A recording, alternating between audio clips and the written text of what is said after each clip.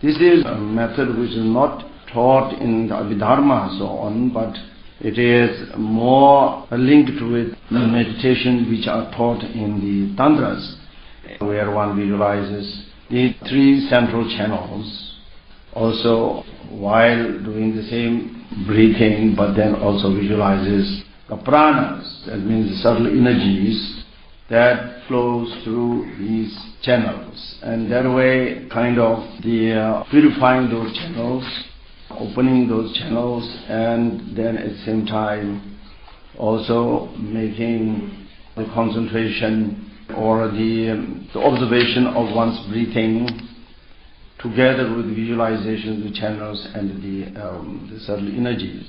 That is very clearly explained, and in the editions of the treasure of the Dhamma, and there are even illustrations, there were drawings are also done on it, so that's quite clear. And practice in relation to our breathing in that way is also very, very beneficial. But first, what we have been talking about is Anapanasati, no visualizations of any nadis, any channels, simply that one observes one's respiration. Anyway, we breathe, we cannot still survive without breathing, we are breathing. So therefore, all attention of our mind is directed towards this breathing, and that way to calm down, pacify all the agitations in the mind. For all this kind of concentrated type of meditation, for the beginners is also recommended the sitting position, which I tried to explain yesterday in terms of the Saptanga Vairochana Asana, the Vairochana position with 7 branches. This is not necessarily, doesn't mean that we are sitting like a Buddha who is called Vairochana. Vairochana Buddha is one of the 5 central figures of the Buddhas, like so-called 5 Dhyani Buddhas, so-called 5 Kulapati, that means 5 lords of the Buddha families. There are 5. All Buddhas, emanations, all can be absorbed into the 5 Buddhas. So therefore there are these 5 central figures. And one of them is Vairochana, white Vairochana. It is connected with that. It does not mean that we are sitting like Buddha Vairochana, because Buddha Vairochana also sits in different positions, not always in one position. Very often you see the Buddha Vairochana holding a wheel in between in his meditation position and holding a wheel. Or Buddha Vairochana very often is also sitting with this finger put into this hand, this palm, and pointed this finger up. That our subtle mind, which is transparent and completely unaffected naturally by any obstacles, which is temporarily completely covered or imprisoned, covered in the 3 poisons. That way it is caught in the samsara. And so what we have to do is to release it out of that. Overcome, to release that subtle continuity of ourselves, that is subtlest level of our consciousness, and our subtle energy together constitutes the nature of a sentient being, which is temporarily, though its essential nature is unaffected by any force, but temporarily covered by these 3 poisons or 3 levels of obstacles also. Karma, klesha and jnana avaranas. Or 3 poisons, that means like 3 types of delusions, like desire, hatred, ignorance. That must be released and be completely freed from those bondages of 3 obstacles or 3 delusions. Then one attains liberation. That is pointed by Vairochana position. But when we say we sit in Vairochana position, it does not mean that we all have to sit in meditation like this. But why it's called Vairochana? Vairochana position, because Vairochana is one of the 5 Dhyani Buddhas, 5 central figures, so-called 5 lords of the family, Kulapati. That is Vairochana. And what are these 5 Kulapatis? What are these lords of the family? It does not mean that Buddhas have some kind of clans, and then the boss of each clan is called the Kulapati. It is not that. It is different types. They consist of Vairochana, Aksobia, Ratnasambava, Amithaba, and Amogasiddi. These 5 Dhyani Buddhas are not anything else than the fully perfected state of the 5 skandhas. That means 5 aggregates. We all sentient beings, right from the very beginning, also within the cyclic existence, we exist on the basis of the 5 aggregates. We are all made of 5 aggregates: form, feeling, recognition or identification, compositional factors, and then our principal consciousnesses. So that way we are made of these 5 collections, 5 skandhas. 5 skandhas, each of sentient beings exist. That's the basis of our existence. At the moment, the 5 skandhas are a samsaric one, that is influenced by our karma, our ignorance and all that. So therefore it is a samsaric state, it is a contaminated state. But someday, through our efforts, when all these, the delusions and all these obstacles, such as our karmic obstacle, delusions and so on, all these are completely eradicated and purified, then our whole being is purified, not only the mind or not only a feeling or something, but the whole being, all 5 aggregates get enlightened. Not only the mind alone is enlightened, but our whole being attains full enlightenment. Whole being becomes Buddha. Form becomes Buddha, feeling becomes Buddha, all becomes Buddha. All change into Buddha. And they also, then at that level, they are not separated, they are all of one nature, the nature of enlightenment and so forth. Everything transformed into state of the Buddha, into Buddha. At that level, even though there is no more any separations, like our aggregates at the present, body has its function, mind its function, they are karmically, through the karma, bound together, but they are with separate nature, each has its own nature, function, different nature and function. One cannot fulfill the function of the other. Body cannot fulfill the function of the mind, and vice versa, because they are totally of a separate nature, karmically bind together. But at that state of full enlightenment, when every obstacle falls apart, then that all 5 aggregates merge into one nature.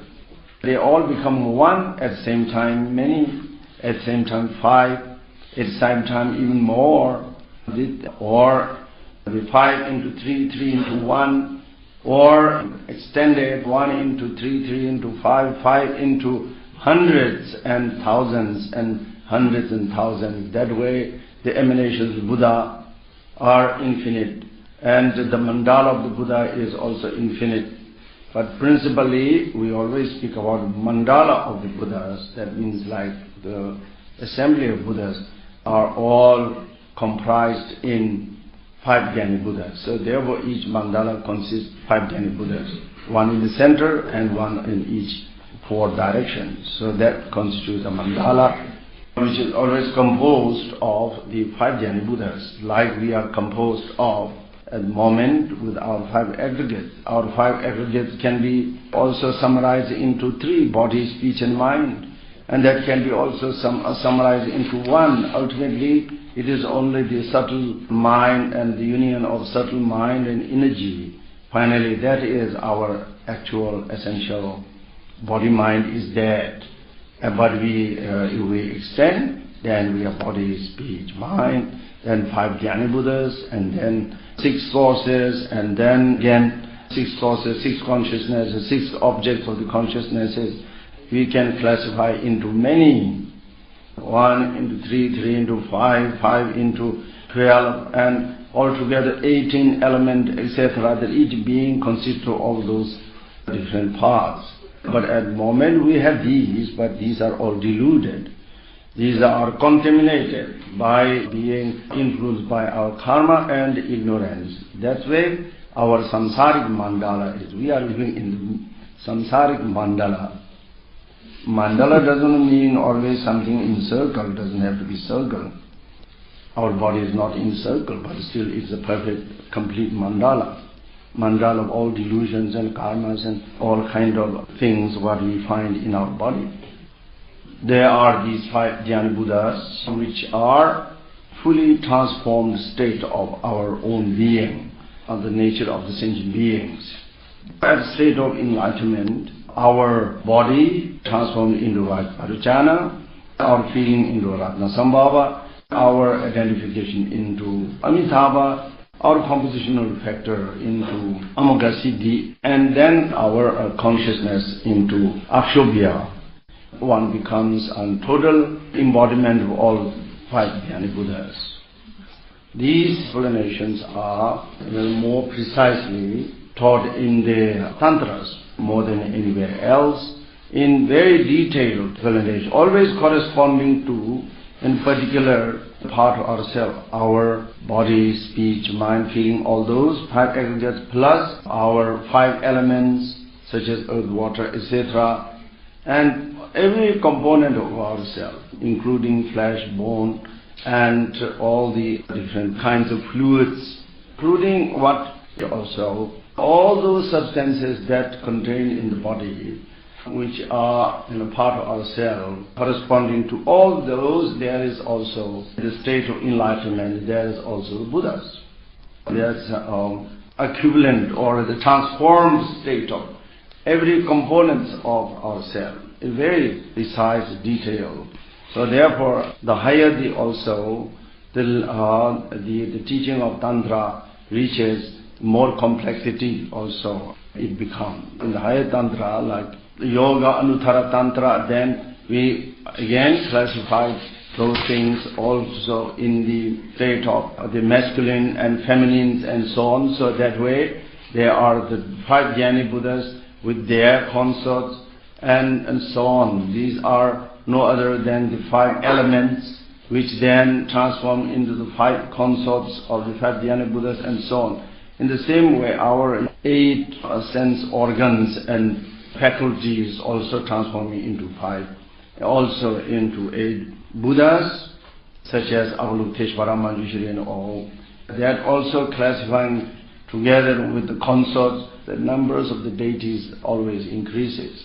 These mandalas on a high level contains, and can contain, doesn't have to be always, not limited only to these great number. It can be simplified practice in more simplified form or very extensive form. But when they are extended, which is actually the reality on that level, then they go quite infinite. The mandalas of the deity is quite infinite.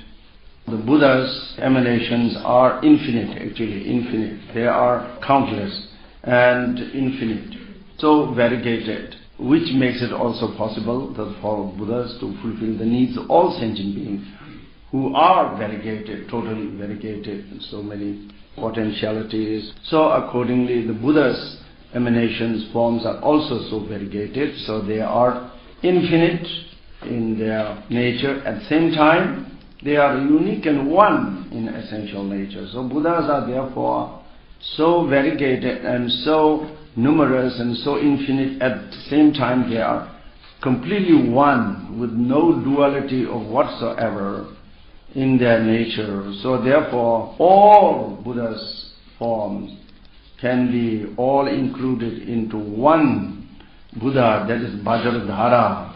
In the Vajradhara, all forms of Buddhas are included. But then classifying, as I said before, in 3, in 5, in 10, or whatever, so many in so many aspects.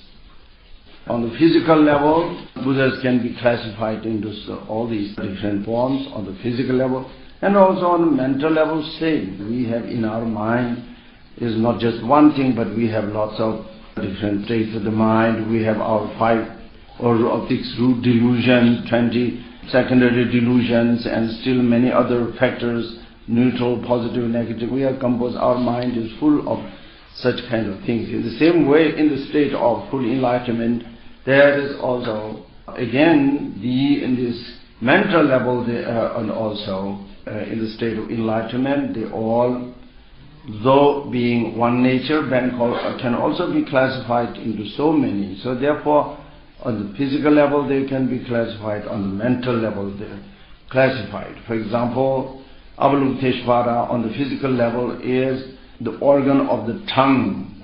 Avalokiteshvara's name is Vajra, tongue. But in the mental level is the compassion.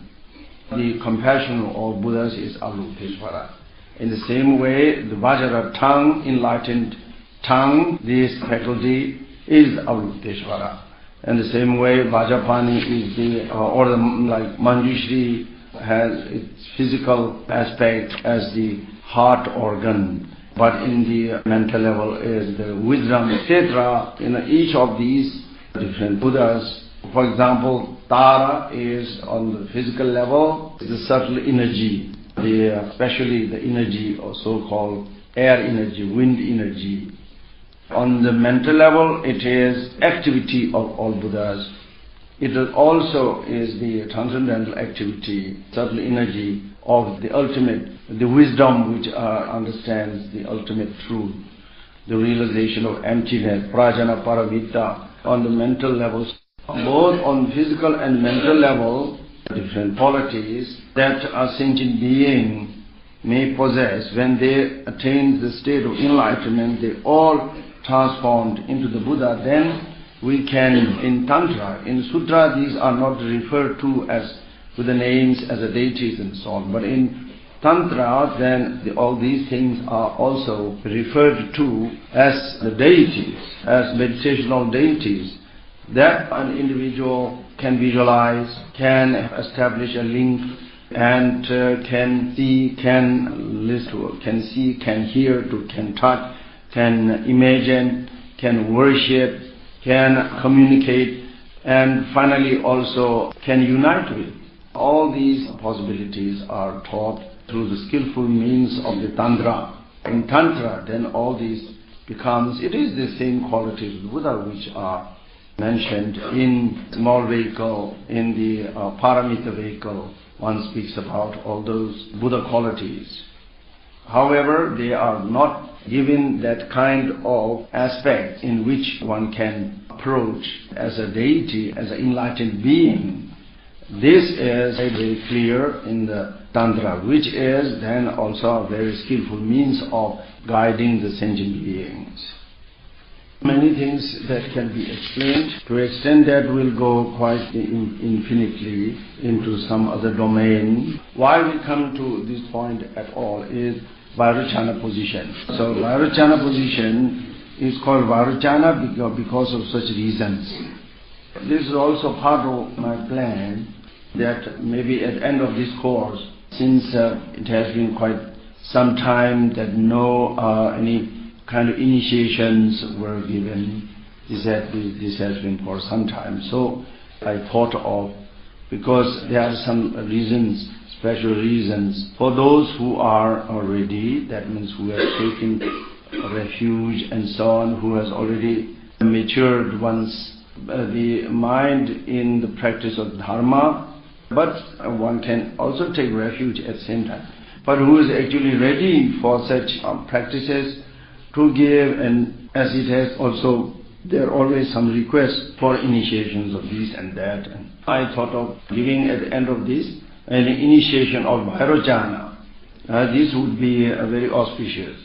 Vairochana, because actually Buddha Shakyamuni, whom we regard as the source of all teachings, the supreme guru of all gurus, and the supreme Buddha among all the Buddhas, Vajradhara in person, Buddha Shakyamuni, of course, to any followers of Dharma on all levels, small vehicle, great vehicle, Vajra vehicle, in all vehicles, Buddha Shakyamuni's place is always, among all the manifestations of Buddha, is the most important one, like the central guru as well as central deity, everything. Buddha Shakyamuni's, its real nature is Vairochana. Vairochana appearing as highly compassionate and so wise guru or teacher in a human form, appearing in our time, that's Buddha Shakyamuni. Because Buddha Shakyamuni was also an ordinary being, and then a Bodhisattva and Arya Bodhisattva and so on. Then finally, through all the efforts, then he has accomplished the state of enlightenment. When one attains state of enlightenment for any sentient being, in the state of one of the 5 Dhyani Buddhas, each and every sentient being, and Buddha Shakyamuni that way attained the state of enlightenment as a Vairochana. What Buddha Shakyamuni came in this human form, showing also going under Bodhi tree and attain enlightenment. That is our manifestation. That is showing this to the human disciples, attainment of enlightenment. But actual is inner attainment of enlightenment has taken place in the form of Vairochana. Vairochana Buddha. If you ever have read this book, which is translated now in English, maybe in other language as well, the Tree Ornament Sutra, the Avatamsaka Sutra, which is such an important Mahayana Sutra, one of the most important one, which is very well done, translated from Chinese into English. And then it's all about the Vairochana, all about that particular form of Vairochana in which the Buddha Shakyamuni has attained his enlightenment. It's something so extraordinary, since we have this very special connection with Buddha Shakyamuni, and we are all followers of Buddha Shakyamuni, conferring these Vairochana initiations, because it has a certain preparation also has to be completed on my part, and those are also supposed to have completed now, so therefore it should be right moment. This is at the end. Well, it's all about Vairochana. The sutra is so well translated. I read it in English. It's over-translated. That means all the names are translated, all the original Sanskrit names. They're all translated. So Bodhisattva, you see nowhere Bodhisattva is always saying awakening, something like that, awakening one or something like that. And each names of the Bodhisattvas are translated all in English. So when we are very used to like terms like Bodhisattvas and so on, then first we have to figure out what does it mean, awakener, awakening, awakened and so on. But it's so precisely done, translating everything, and it's correctly translated. That is all about this particular Vairochana. The Vairochana which Buddha Shakyamuni has attained his enlightenment, the special name is Vairochana Abhisambodhi. Abhisambodhi, this is a special Vairochana, which is Buddha Shakyamuni's attainment of enlightenment. That is called Vairochana Abhisambodhi. And this is important aspects of Tantra, of Yoga Tantra. The whole transmissions and everything of this particular teaching has become quite rare. It's not like some other deities that become very common, so there's very often somewhere the initiations are given like Kalachakra or like Avalokiteshvara or like still many others of Anuttara Tantric deities such as Yamataka or Chakrasambhara, etc. There are many deities. The initiations are given rather often by the great masters. But Vairochana, some of these practices like Vairochana Abhisambodhi, etc., still there are a few others which are very important. It's not so well known, not so commonly given such initiatives. Therefore it has become kind of rare. The transmission lineage also become quite rare to obtain. I've been very fortunate to receive such kind of translations from the great masters. This particular one from Ling Dorje Chang years back in India, together with my precious master. My precious master took me there, and also a small group led by His Holiness Dalai Lama was also. We together had this initiation from the great master Ling Dorje Chang, who is a teacher of His Holiness. So from him, then few of us in a small group we received that initiation. Somewhat now it also becomes quite kind of a responsibility to carry it on and also to pass it on. Thought maybe it is a suitable situation or suitable congregation or suitable ground to pass on such kind of transmission, like here. So that's what I come to this conclusion. But it's not today or tomorrow, it is still at the end. After completing all those necessary preparations, the first thing what I did is to offer this initiation to our precious young Rinpoche. So he already have taken it, so there's no danger of any breaking of the lineage. The continuation anyway is secured, and also some of our senior geishas also here participated. This is done. Now maybe it's also time to share it also with whoever is actually has aspiration to take it, like here, because of long kind of connection or relation or Dharma link that we have established between ourselves since some time. So maybe it's also appropriate time to share this kind of transmission. All that is in connection with Vairochana. So Vairochana, so for the meditation, for concentrated meditation, one sits in the Vairochana position. So Vairochana, as I said before, is no other than the fully perfected, enlightened state of the form of the body. Therefore, one sits in the Vairochana position to kind of make a preparation to attain that state of enlightenment, that fully enlightened, perfected state of the body of the Buddha. In other words, the state of Vairochana. As a preparation for that, we are sitting in the Vairochana position. That means not only the mind but our body also is already familiarizing ourselves with such state of the Buddha, that perfected state of the fully perfected and purified state of the body of the Buddha. So that way one sits in the perfect position of the body, and then one should bring our mind also in a calm state. It has to be calm.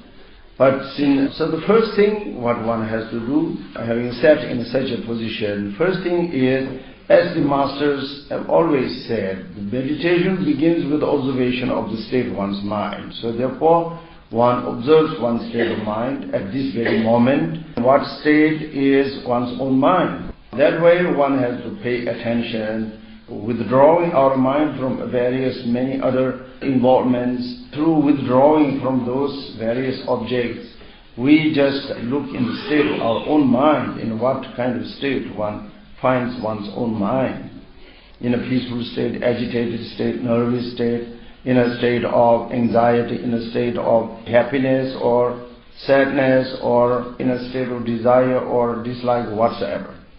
Anyone finds one's mind already in a wholesome state, in a state of deep faith in the three jewels, deep faith in the Guru, in the Buddhas, etc., or in a state of deep love and compassion towards all sentient beings, then it's okay. Then one just try to maintain it and keep such state of mind and try to stabilize it. But when, as it happens mostly in the beginning state, our mind is in a very confused state and very agitated and so on, then in order to bring it into a calm and also wholesome state, then what Buddha has recommended, observation of breathing. Observation of breathing, Buddha has taught in the sutras many methods. There are methods which are called for counteracting the delusions, or methods for increasing the intelligence, and there are different methods. And out of these, the method of observation of the breathing, awareness of the breathing, is particularly taught to pacify, to calm down, to kind of neutralize, to pacify all the wandering thoughts, lot of wandering thoughts, lot of agitation, to calm them down. Then one concentrate on the breathing. That's what Buddha has taught.